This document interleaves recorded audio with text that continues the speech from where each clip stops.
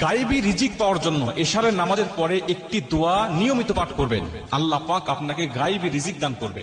এই দোয়াটা রাসূল সাল্লাল্লাহু আলাইহি ওয়াসাল্লাম নিজে তার মেয়ে ফাতেমা রাদিয়াল্লাহু তাআলা আনহাকে শিখিয়েছেন। আল্লাহ রাসূল সাল্লাল্লাহু আলাইহি ওয়াসাল্লামের দরবারে একবার কিছু বকরি আসলো হাদিয়া। আলী রাদিয়াল্লাহু তাআলা আনহু এগুলো দেখে চলে গেলেন ফাতেমার কাছে। এদিকে ফাতেমা রাদিয়াল্লাহু তাআলা আনহার ঘরে কয়েকদিন যাবত কোনো খাবার নাই। আলী রাদিয়াল্লাহু তাআলা আনহু বলছেন, ফাতেমা, আমি দেখে আসলাম তোমার বাবার দরবারে অনেক বকরি হাদিয়া এসেছে, যেহেতু আমাদের ঘরে কোনো খাবার নাই, তুমি একটু গিয়ে নবীজি সাল্লাল্লাহু আলাইহি ওয়াসাল্লামকে বলো একটা বকরি যেন আমাদেরকে দেয়, তাহলে আমরা অন্তত ছেলে সন্তান নিয়ে আমরা কয়েক বেলা খেতে পারবো। ফাতেমা রাদিয়াল্লাহু তাআলা আনহা বলেন, ঠিক আছে তাই হবে। চলে গেলেন রাসূল সাল্লাল্লাহু আলাইহি ওয়াসাল্লামের দরবারে। বাবা, আমরা আজকে কয়েকদিন ধরে না খেয়ে আছি, আপনার জামাই দেখে গিয়েছে, বলেছে একটা বকরি হাদিয়া দিলে আমরা একটু ভালোভাবে কয়েকটা দিন খেতে পারবো। রাসূল সাল্লাল্লাহু আলাইহি ওয়াসাল্লাম বলেন, ঠিক আছে তুমি বসো, আমি তোমাকে এমন একটি দোয়া শিক্ষা দিতে চাই, আমি তোমাকে এমন একটি আমল শিক্ষা দিতে চাই যে আমলটা যদি তুমি নিয়মিত করতে পারো, আমি নবীজি বলছি আমার আল্লাহ তোমাকে গায়েবী রিজিক দান করবে। মুসলমান ভাইরা রে আমার, মনোযোগ দিয়ে শুনে নেন।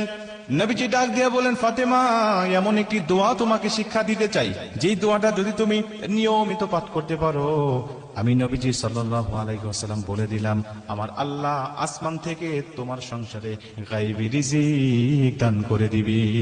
ফাতেমা তুমি বলো, এখন তুমি বকরি নিবে নাকি এই দোয়াটা তুমি আমার কাছ থেকে শিখবে? ফাতেমা রাদিয়াল্লাহু তাআলা আনহা ডাক দিয়া বলেন, বাবা ঠিক আছে, তাহলে আমি বকরি আপনার দরবার থেকে চাই না, কারণ একটা বকরি দিলে হয়তো বা একদিন দুই দিন আমরা খেতে পারবো, কিন্তু পরবর্তীতে আমরা কি খাবো বাবা?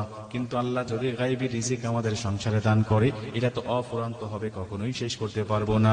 বাবা বকরি আপনার দরবার থেকে নিতে চাই না, ওই দোয়াটা শিক্ষা দেন, আমরা নিয়মিত আমল করে আল্লাহর গায়েবী রিজিকের অধিকারী হয়ে যাব। ওই দোয়াটা শিক্ষা দেন, বকরি দরকার হবে না, বকরি এখন লাগবে না, দোয়াটা শিক্ষা দেন, এটা নিয়ে চলে যাই। আপনার জামাই অপেক্ষারত অবস্থায় আছে, দোয়াটা তাকেও আমি শিখাবো, আমরা স্বামী স্ত্রী দুজনে মিলে আমল করে আল্লাহর দরবার থেকে আমরা রিজিক নিয়ে আসবো। ফাতেমা রাদিয়াল্লাহু তাআলা আনহাকে নবীজি ডাক দিয়া বলেন, ফাতেমা শোনো, দোয়াটা হলো আল্লাহুম্মা ইয়া আউয়ালাল আউয়ালিন ইয়া আখিরাল আখিরিন ইয়া যাল কুওয়াতিল মাতিন ইয়া রাহিমাল মাসাকিন ইয়া আরহামার রাহিমিন। এই দোয়াটা তোমরা নিয়মিত পাঠ করবা। এই দোয়াটা যদি তোমরা ইশারার নামাজের পরে নিয়মিত পাঠ করতে পারো, আল্লাহ কখনো তোমাকে অভাবে রাখবে না। সামান্য কাঁচামরিচ পেঁয়াজের জন্য হলেও মানুষের দরবারে তোমাকে ধন্না দিতে হবে না, তোমাকে মানুষের দরবারে ধন্না দিতে হবে না, আল্লাহ তোমাকে সম্পূর্ণ করে দিবে।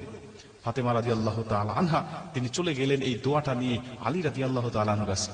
আলী রাদিয়াল্লাহু তাআলা আনহু অপেক্ষারত অবস্থায় আছে, নবীজির দরবারে গিয়েছে, আমি দেখে আসলাম অনেক হাদিয়া, অনেক বকরি এসেছে, নিশ্চিত একটা দিবেই দিবে, এতে কোনো সন্দেহ নাই। অপেক্ষারত অবস্থায় আছে কখন ফাতেমা আসবে।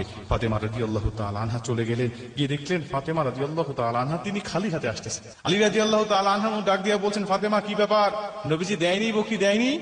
তিনি বলছেন, বকরি দেয়নি, কিন্তু বকরির থেকে আমার নবীজি আমার পিতা অনেক ভালো কিছু আমাদেরকে দিয়ে দিয়েছে।